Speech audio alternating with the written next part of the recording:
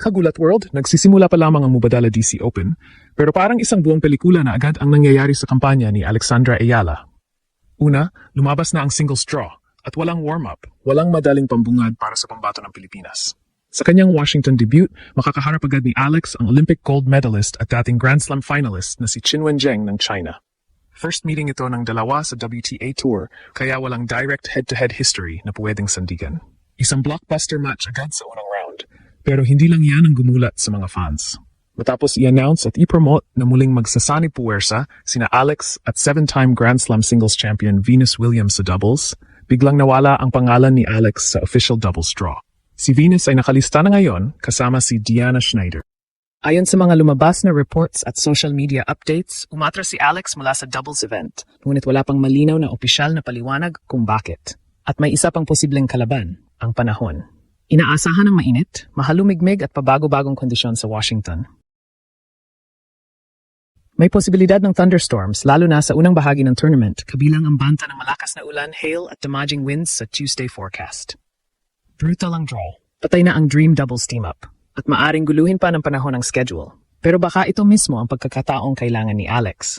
Isang pagkakataong ipakita na kahit magulo ang paligid, handa siyang lumaban sa pinakamalaking entablado. Pag-usapan muna natin ang pinakamalaking balita. Alex versus Qinwen Zheng sa opening round ng Mubadala DC Open. Hindi exaggeration ang sabihing isa ito sa pinakamahirap na posibleng first round assignments para kay Alex. Si Zheng ay hindi ordinaryong wildcard.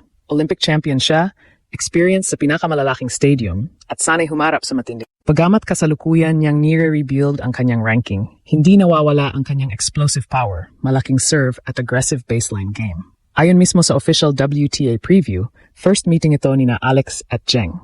Inilarawan din ang matchup bilang intriguing dahil bumabalik si Zheng habang si Alex naman ay muling lumilipat sa hardcourt pagkatapos ng solidong grasscourt season. Ito ang dahilan kung bakit mas tamang tawagin itong blockbuster draw, hindi lamang brutal draw. Sa papel, maaring mas malaking pangalan at mas decorated na player si Zheng. Pero hindi ibig sabihin na walang pagkataon si Alex. Napatunayan na ng Filipina star na kaya niyang gulatin ang elite competition.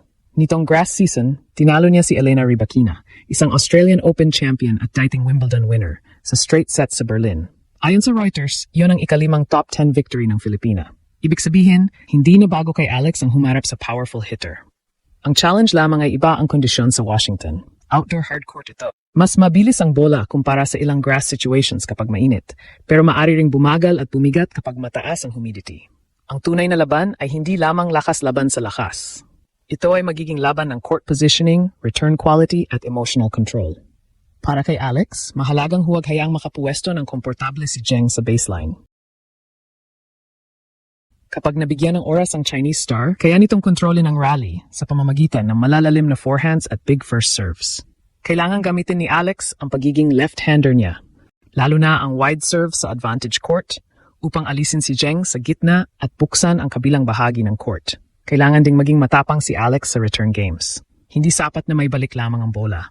Kailangan iparamdam niya kay Zheng na bawat second serve ay maaring atakihin. Kapag nagkaroon ng pressure ang first serve percentage ng Olympic champion, pwedeng magkaroon ng pagkakataong makapasok si Alex sa rallies at gamitin ang kanyang speed, angles at pagbabago ng direction.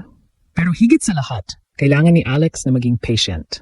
Kapag ang kalaban ay isang malaking pangalan, minsan natural na gustong tapusin agad ang puntos at gumawa ng spectacular shots. Ngunit mas magiging epektibo si Alex kung pagbabayarin niya si Zheng sa bawat dagdag na bola. Hindi kailangang manalo sa highlight reel shot.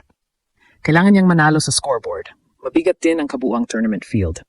Ang Washington event ay isang WTA 500 na may 28-player singles draw at kabilang sa mga pangalan sina Jessica Pegula, Elina Svitolina, Naomi Osaka, Madison Keys, Leylah Fernandez at Venus Williams.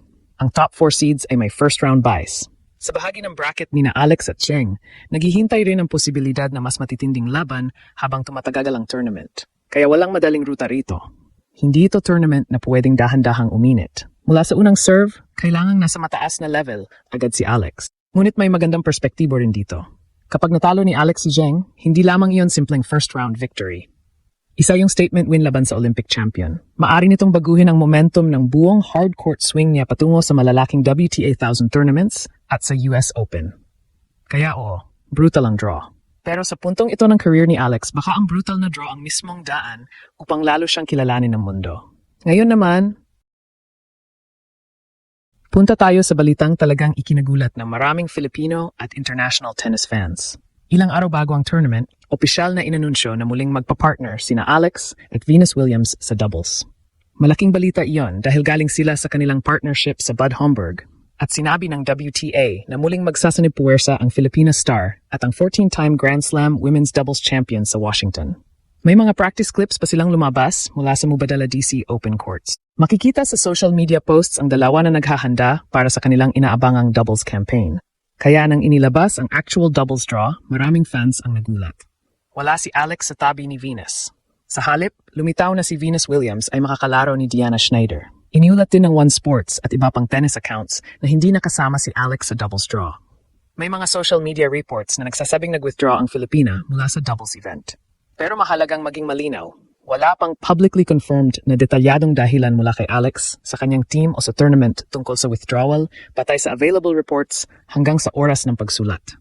Kaya hindi tama na agad sabihing injury ito. Hindi rin tama na sabihing may problema sila ni Venus. Posibleng strategic decision ito upang makapag-focus sa singles, lalo na't sobrang bigat ng first-round opponent.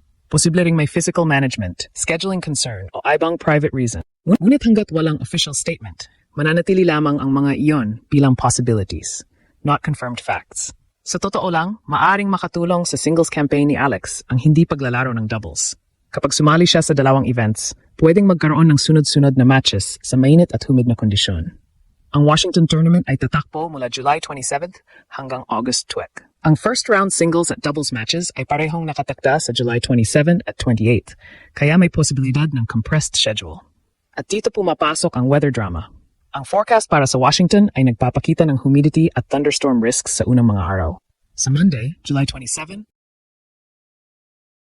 posibleng magkaroon ng afternoon thunderstorm.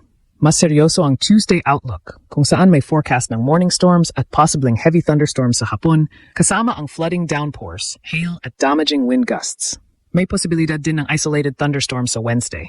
Kapag nagkaroon ng rain delays, maaring magulo ang order of play. Pwedeng maurong ang matches, humaba ang paghihintay ng players, at magkaroon ng mas kaunting recovery time sa pagitan ng rounds. Mahirap ang ganitong kondisyon dahil hindi lamang katawan ang napapagod. Mental challenge din ang paulit-ulit na warm-up, paghihintay sa locker room, paglabas sa court, at posibleng muling paghinto. Para kay Alex, ang pagkawala ng doubles campaign ay maaring magbigay sa kanya ng mas malinaw na priority, ang singles match laban kay Zheng. Samantala, ang prize money at ranking stakes ay napakalaki. Ang Washington champion ay makakuha ng 500 ranking points at $252,000. Ang first round winner ay aabot sa second round kung saan 60 ranking points at $24,474 ang nakalaan ayon sa official tournament breakdown.